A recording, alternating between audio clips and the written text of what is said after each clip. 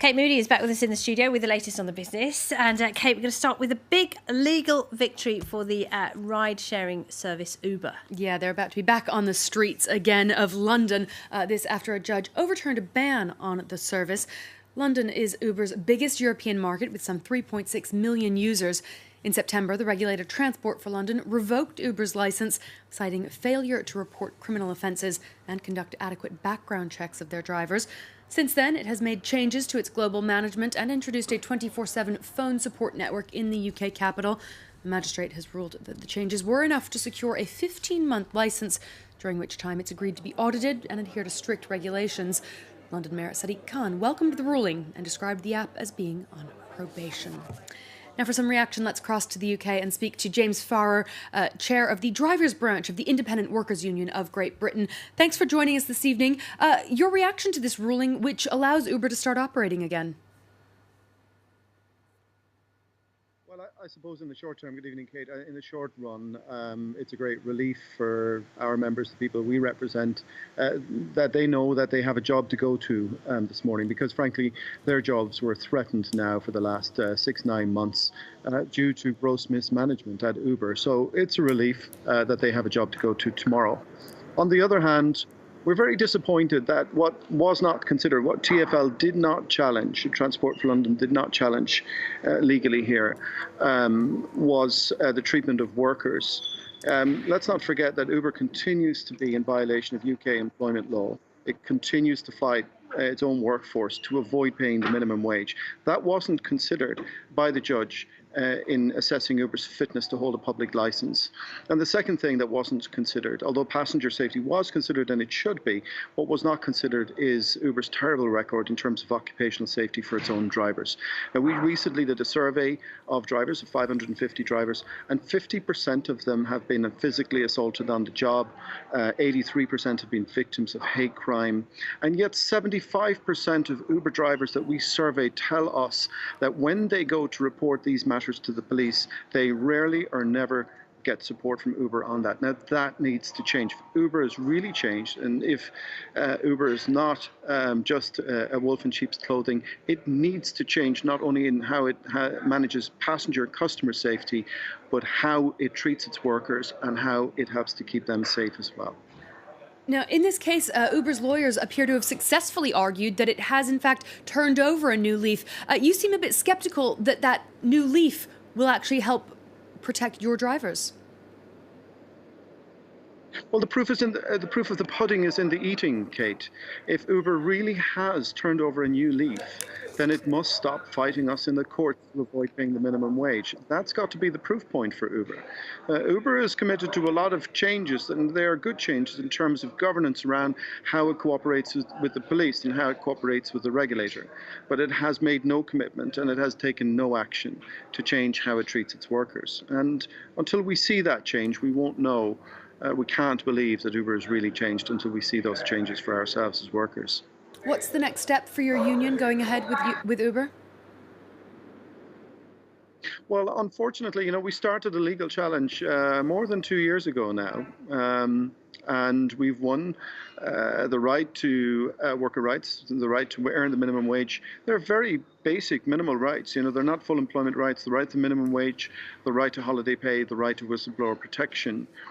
And Uber has fought us. We've won those rights in 2016. We started the case in 2015, 3 years ago.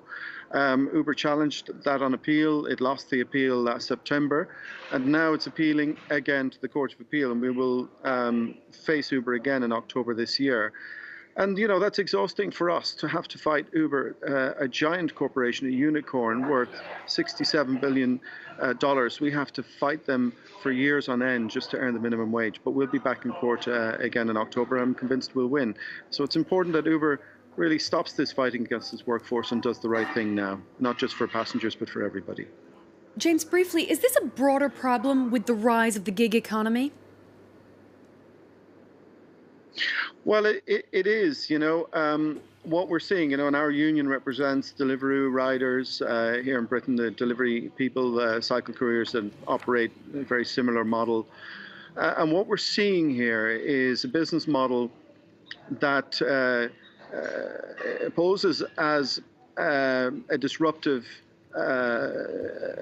industrial strategy, a disruptive business model that's underpinned by technology. But what we're seeing, the real disruption here is not the technology, not a paradigm shift in how technology changes work and the future of work. The dirty truth here is that the real competitive advantage for companies like Uber and Deliveroo and across the gig economy is the exploitation of workers. That's been the real difference. And unfortunately, what's happened is that these companies try to pretend that the law doesn't apply to them and that they have made the law obsolete. And yet, when we test the law, the law comes down on our side. So what these firms are doing is exhausting their appeals for years on end. And I think that is starting to catch up with the gig economy that, we all have to obey the law, whether you're an app or whether you're a traditional business. All right, James Farrar of the Independent Workers' Union of Great Britain. Thanks for joining us on France 24. Next, between more expensive raw materials and retaliatory tariffs on their own exports, U.S. industries are starting to feel the pinch of Donald Trump's trade policies. This Tuesday, the U.S. president has been targeting Harley-Davidson over its decision to shift some production out of the United States. Maud Julien reports.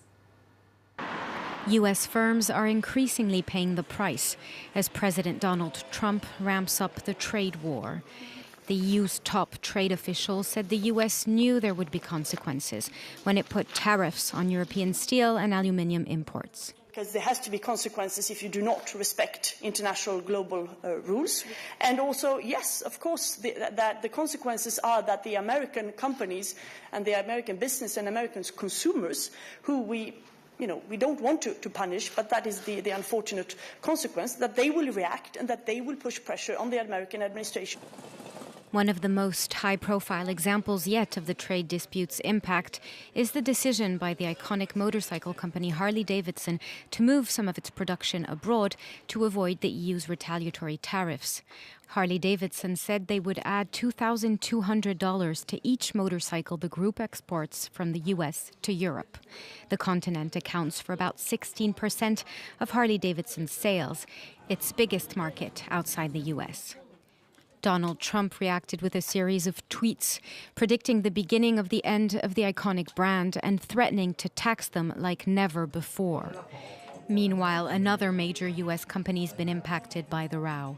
The price of Jack Daniel's Tennessee whiskey will increase in the EU by about 10% in the next few months. And that could just be the tip of the iceberg. The bank HSBC calculated that the U.S. economy could lose $7 billion as a result of the EU tariffs. Let's check in on the day's trading action now. We are seeing investors taking a slight step back after steep losses on Monday. A mixed close in Europe, far more muted than at the start of the week. The DAX down slightly, about a third of 1 percentage point, because the German economy is so dependent on exports and therefore more exposed to global tensions.